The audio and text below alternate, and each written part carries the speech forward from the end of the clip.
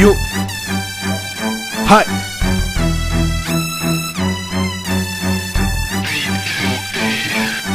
Știu că am crescut într-un loc întunecat și tot ceea ce știu că strada m-a învățat. Am copilărit aici în cartier și știind cine în lume nu este la fel. Mai știu că am dus și viață cu tovarășii mei și puneam cu toții bani să strângea ceva lei. Oricum până acum viața m-a trecut prin mult și de multe ori chiar m-a lăsat fără cuvinte.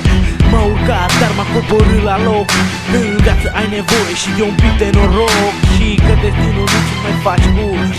Dar ascultă bine, nimeni nu te va ajuta. M-am văzut de prieteni și mulți m-au lăsat, dar tovarășii mei buni nu m-au abandonat. Așa că ai grijă cum și ce faci.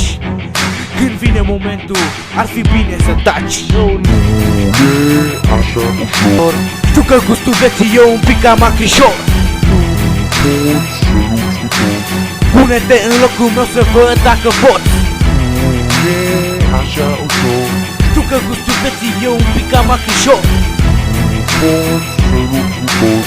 Pune-te în locul meu să văd dacă poți. Tu, ce ai crescut în palat, tu, ce ai viitorul asigurat, crezi că ai putea și vei reuși doar o zi, sărac. Dacă ai fi să muncești din greu, nu să ai slujitori, în loc de ei să fie oameni ce-și doresc ca să mor.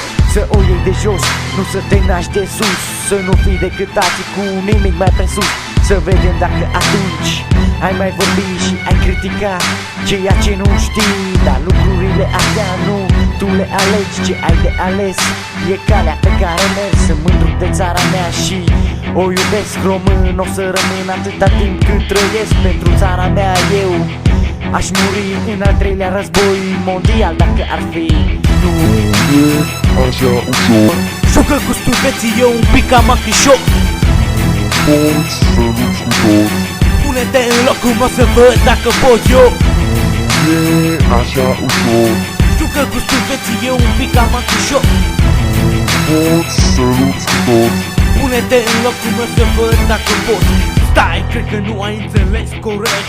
Sunt antrenat să suport orice eșec. În România viața e destul de grea, că ne furăm unii pe alții, nu ca în America. Aici viața e grea, e greu să trăiești fizic. Încercat de foame au murit, sunt împrumutate tii de către moarte. Și de aia nu mă bat ca să ajung și eu pe Marte, pentru că știu că viața e scurtă și e un drum periculos. Și vă anunț că drumul este alunecos. Dacă am fi mai bun și ne-am civilizat, pus să bag mâna în foc că ne-am ridicat. Este generația noastră, haide să ne ridicăm și cu România noastră să putem să ne le uităm. Europeni suntem și noi, hai să mergem înainte, nu să dăm înapoi. Nu e așa ușor. Știu că gustul vieții e un pic cam acrișor. Poți să lupți cu tot. Pune-te în locul meu să văd dacă poți. Nu e așa ușor. Știu că gustul vieții e un pic cam acrișor. Poți să lupți cu tot. Pune-te în locul meu să văd dacă poți, frate.